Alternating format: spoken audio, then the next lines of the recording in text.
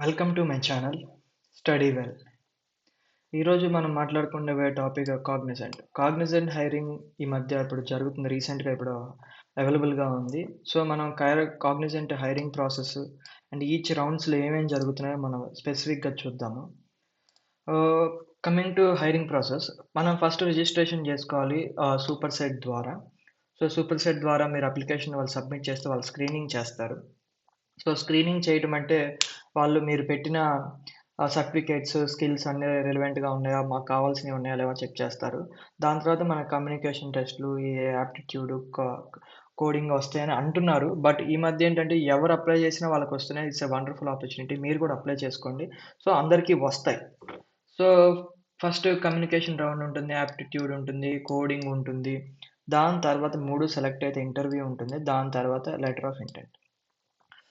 Communication round కింద వస్తే communication assessment mandatory assessment. Because ఏంటంటే చాలామంది కమ్యూనికేషన్ నేను పా పా సరిగ్గా చెప్పకపోయినా పర్లేదు. ఎందుకంటే నాకు యాప్టిట్యూడ్ వస్తుంది, టెక్నికల్ వస్తుంది. నాకు నో ప్రాబ్లమ్ అంటున్నారు. But end of the day వాళ్ళన్నీ కౌంట్ చేసే నీకు ఇంటర్వ్యూ మెయిల్ అనేది వదులుతారు. సో, ఇది ఇంపార్టెంట్ అనే చెప్తున్నాను.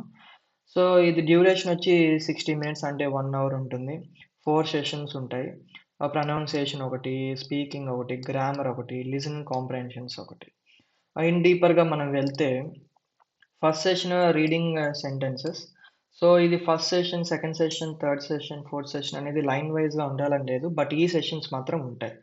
సో, రీడింగ్ సెంటెన్సెస్ కిందకొస్తే వాళ్ళు కొన్ని సెంటెన్సెస్ డిస్‌ప్లే చేస్తారు. లైన్ వైస్‌గా వన్ బై వన్ డిస్‌ప్లే చేస్తారు. మనం క్లియర్‌గా, ఫ్లూయెంట్‌గా మనకి యాస్ ఇట్ ఈస్‌గా బ్రేక్స్ ఇవ్వకుండా వర్డ్స్‌ని మిస్టేక్‌గా పలకకుండా మనం ఎగ్జాక్ట్‌గా పలికి వాళ్ళు సబ్మిట్ చేస్తే చాలు. It's very clear. And second session speaking. వాళ్ళు ఒక టాపిక్ ఇస్తారనమాట మనకి.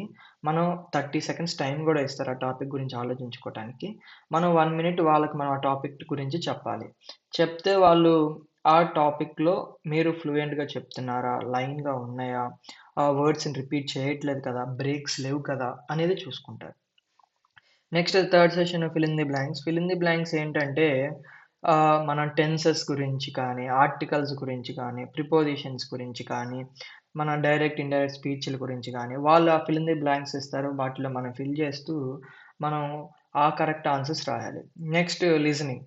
వాళ్ళు ఒక స్టోరీ చెప్తారనమాట. ఒక స్టోరీ మనకు వినిపిస్తారు. అది ఒక్కసారే వినిపిస్తారు. అది వెంటనే అయిపోయింది. దాని మీద మనకు క్వెషన్స్ అడుగుతారు. మనం మల్టిపుల్ చాయిస్‌గా ఆన్సర్స్ చేస్తూ ఉండాలి. సో, ఓవరాల్ కమ్యూనికేషన్ రౌండ్ మొత్తం ఏంటంటే, ఇది main based of fluency. Fluency and ఒక ఒక కరెక్ట్ ప్రొనౌన్సియేషన్‌లో చెప్తున్నాడా లేదా? బ్రేక్స్ ఉంటున్నాయా లేదా? అనేది చూసుకోవాలి. అండ్ మేజర్ థింగ్ ఇంకొకటేంటంటే, మీరు స్టార్ట్ చేసేటప్పుడు 2 సెకండ్స్ వెయిట్ చేసి స్టార్ట్ చేయండి మొత్తం చెప్పటం. 2 సెకండ్స్ లాస్ట్‌లో వదిలేసి స్టాప్ నొక్కండి. అప్పుడు క్లియర్‌గా ఉంటుంది. మంచిగా ఉంటుంది. ఇది మెయిన్ పర్పస్ ఏంటంటే మీకు ఇంగ్లీష్ వచ్చు కదా! మీరు క్లయింట్స్‌తో కమ్యూనికేట్ అవుతారు కదా! అని బేస్డ్‌గానే చూస్తారు. సో, ఇది అలా అయిపోయింది. Next aptitude. యాప్టిట్యూడ్ రౌండ్ కిందకొస్తే మీకు యాప్టిట్యూడ్‌లో 80 మినిట్స్ ఉంటుంది డ్యూరేషను. 2 సెషన్స్ ఉంటాయి. ఒకటి జనరల్ యాప్టిట్యూడ్ ఉంటుంది. ఒకటి గేమ్స్ ఉంటాయి. సో, గేమ్స్ గురించి తర్వాత మాట్లాడదాం. సో, ఈ జనరల్ యాప్టిట్యూడ్ మీకు తెలిసిందే, క్వాంటిటేటివ్ యాప్టిట్యూడ్ ఉంటుంది. రీజనింగ్ యాప్టిట్యూడ్ ఉంటుంది. మీరు 15 క్వెషన్స్ ఇస్తారు. 1 మినిట్ టైమ్ ఇస్తారు ఎవ్రీ క్వెషన్‌కి. సో, మీరు ఆ క్వెషన్స్‌కి ఆన్సర్ చేస్తూ సెట్ చేసుకోవడం మీ ఇష్టం. ఇంక అది కంప్లీట్ అయ్యాక గేమ్స్. ఇదే మేజర్ ఇంపార్టెంట్ థింగ్. ఎందుకంటే అందరూ ఇది చాట్ జీపీటీయో లేకపోతే సంథింగ్ లైక్ ఏదో ఒకటి ఫ్రెండ్స్ హెల్ప్‌తోనో ఆర్ ఓన్ ఓన్ నాలెడ్జ్‌తోనో రాసేస్తున్నారు ఈజీగా. బట్ ఇక్కడికొస్తే మీరు గేమ్స్ ప్రకారం గేమ్స్ అంత ఈజీగా రాయలేరు. మీరు ప్రాక్టీస్ ఉండంది ఎవరు ఏం చేయలేకపోతున్నారని అంటున్నారు. టైప్స్ ఆఫ్ గేమ్స్ కిందకొస్తే ఇక్కడ ఇదొక గేమ్. ఇదేంటంటే ఇక్కడ ఇంకో బాక్స్ ఉంటుంది. అది రాలేదు. సో, ఆ బాక్స్‌లో ఇక్కడ 2 సేమ్ ఇలానే ఇంకో 2 బాక్సులుంటాయి. ఆ బాక్సెస్‌లో ఇలానే స్టార్స్ కానీ, సర్కిల్స్ కానీ ఇక్కడ ఒక ప్యాటర్న్ ఫార్మ్ అవుద్ది. ఈ 2 బాక్సులు లింక్ చేసుకొని ఒక ప్యాటర్న్ ఉంటది. ఆ ప్యాటర్న్ ఈ నాలుగిట్లో ఏదో 2 బాక్సెస్‌కి ఆ ప్యాటర్న్ సెట్ అవుద్ది. మనం ఆ 2 బాక్స్‌ని సెలెక్ట్ జేసుకోవాలి. అంతే. ఇది ఒక గేమ్. అండ్ ఈ గేమ్ కిందకొస్తే మీకు తెలిసిందే, ఇది గేమ్ మన ఫోన్‌లో గూడా ఉంటుంది. ఈ రెడ్ బాల్‌ని మీరు ఈ బ్లాక్స్‌ని పైకి కిందకి మూవ్ చేస్తూ దీన్ని తీసుకొచ్చి ఈ బ్లాక్ బోర్డ్‌లో పడేయాలి. సో, మీరు ఎన్ని మూవ్ చేస్తున్నారనేదే టాపిక్ ఇక్కడ. తక్కువ మూవ్ చేసి పడేయాలి. అదే గేమ్. సో, ఈ గేమ్ ప్రకారంగా చూస్తే ఇదే కొంచెం ట్విస్టీగా, కష్టంగా ఉంటది. బట్ చాలా ఈజీ.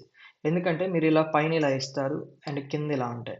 మనం ఇక్కడ దీన్ని 1, 2, 3, 4 అని మనం అస్యూమ్ చేసుకోవాలి. అస్యూమ్ చేస్తే సో, ఇది 4. ఇప్పుడు కిందకొచ్చే టైంకి ఎలా ఉన్నాయి ఇవి? ఇప్పుడు ఇది 3 అంటే ఇక్కడ 3 ఇది ఎంత? ఇది 2 ఇది 2 ఇదెంత? ఇది 4 ఇది 4 ఇదెంత? ఇది 1.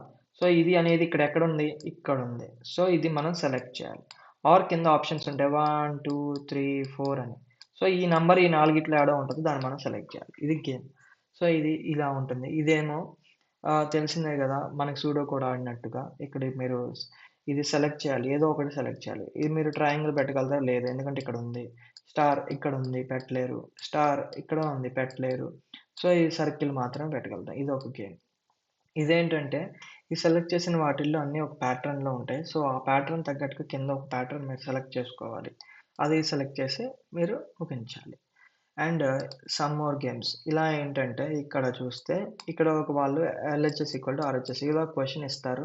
ఆ క్వెషన్ తగ్గట్టుగా కింద ఇలా నంబర్స్ ఉంటాయి. సో, ఇది మన ఇష్టం. ఎలా అయితే అలా. ఇక్కడ నేనిప్పుడు 6 ఇంటూ 3 రాసాను. 18. 18 అంటే ఎంత? +2 పెడతాను. 20. సో, నాదిలా. మీదెలానో అయ్యుండొచ్చు కదా! సో, అలా. ఇదేమో ఇందాక చెప్పినట్టుగా మీరు స్టార్ సెలెక్ట్ చేస్తారా? ఇక్కడ మనకి ఏది రాదో అది సెలెక్ట్ చేసుకొని అది పెట్టాలి. ఐ థింక్ నేను స్టార్ పెడదాం అనుకుంటున్నాను మోస్ట్‌లీ. అలా అలా మన ఇష్టం. మనం సెలెక్ట్ చేయాలి ఒకటి. ఇలాగే ఇక్కడ చెప్పాను కదా! ఇందాక నేను 2 బాక్సెస్ ఉంటాయని. ఇదే ఆ బాక్సెస్. దాని ప్రకారంగా చూస్తే ఇక్కడ ప్యాటర్న్ చూడండి. కింద స్టార్స్, పైన ప్లసెస్, కింద ప్లసెస్, పైన ప్లసెస్, కింద ప్లసెస్. సో, ఇక్కడ ఇది ఒకటే సెట్ అవ్వబోతుంది. సో, ఇలా తీసుకోవాలి. లేదు ఈ ప్యాటర్న్ కాదు అనుకుంటే కింద ఇలా 3 ఉన్నాయి గదా! ఇలా ఈ ప్యాటర్న్‌లో ఏదైనా ఉంటదా? అనేది మనం చూసుకోవాలి. సో, ఆ ప్యాటర్నా? ఈ ప్యాటర్నా? ఒకటి డిసైడ్ అయ్యి ఒకటి మీరు కొట్టేసుకోవాలి. ఇది గేమ్. ఈ గేమ్స్‌లో ఇక్కడ మీరుకొస్తే కమ్యూనికేషన్ రౌండ్‌లో first round was very easy. క్వెషన్స్‌కి ఆన్సర్స్ చేస్తారు.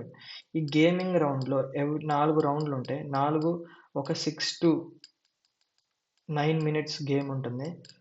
9 మినిట్స్ మీరు రాయాలి. 9 మినిట్స్. సో, ప్రతి రౌండ్‌కి 10, 10 గేమ్స్ మీరు ఆడాలి. సో, ఎలా అంటే ఇది మీరు కరెక్ట్‌గా ఫిక్స్ చేసి యెస్ అని కొడితే ఇంకోటొస్తది. దాన్ని కూడా కొడితే ఇంకోటొస్తది. అలా 10 వస్తాయి. 10 కన్నా ఎక్కువే వస్తాయి. మీరు మినిమమ్ 10 రాస్తే సేఫ్ సైడ్‌లో ఉంటారు. సేఫ్ సైడ్‌లో ఉండాలంటే 10 రాయండి. యాప్టిట్యూడ్ ప్రకారంగా మీరు ఇలా క్వాలిఫై అవుతారు. నెక్స్ట్ మీరు టెక్నికల్ అసెస్మెంట్ అంటే కోడింగ్. ఇక్కడ క్లస్టర్ బేస్డ్ కోడింగ్ ఉంటదనమాట. క్లస్టర్ 1, క్లస్టర్ 2, క్లస్టర్ 3 మీరు ముందే సెలెక్ట్ చేసుకొని ఉంటారు. ఏదా అని క్లస్టర్ బేస్డ్ ఉంటది. సో, నేను విన్న ప్రకారంగా ఏంటంటే, మీరు ఏ క్లస్టర్ సెలెక్ట్ చేసుకున్నా వాళ్ళిచ్చేది జావా క్లస్టరు అని అంటున్నారు.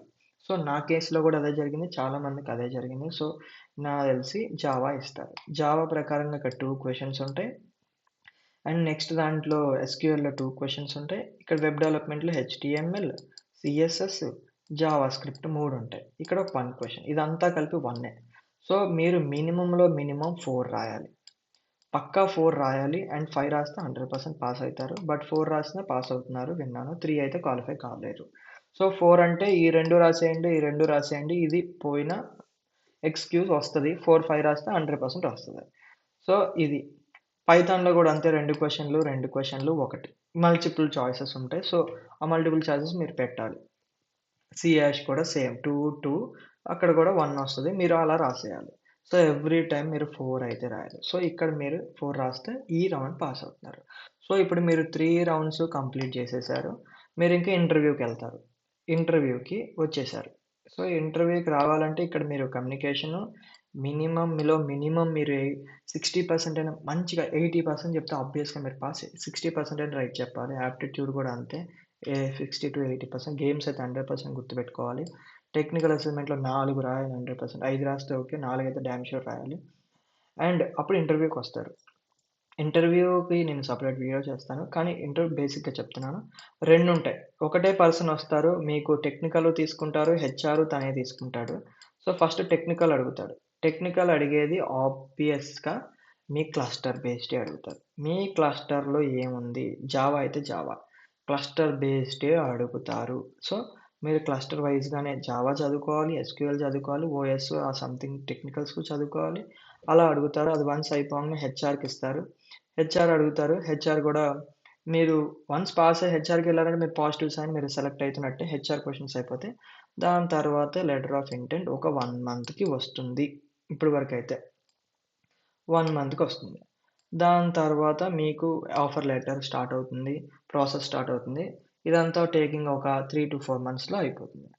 సో, ఇది మన hiring process and each round discussion. మేము ఇంటర్వ్యూ గురించి ఇంకో వీడియో చేస్తాను ఆబ్వియస్‌గా. సో, చూడండి. మీకేమైనా డౌట్స్ ఉన్నా, ఏదైనా ఉన్నా మీరు కామెంట్స్‌లో మెన్షన్ చేయండి. నేను దాన్ని బట్టి రిప్లైస్ ఇస్తాను అండ్ వీడియోస్ కూడా చేయడానికి రెడీగా ఉంటాను. ఓకే. Thank you. సబ్స్క్రైబ్ చేసుకోవడం మర్చిపోకండి.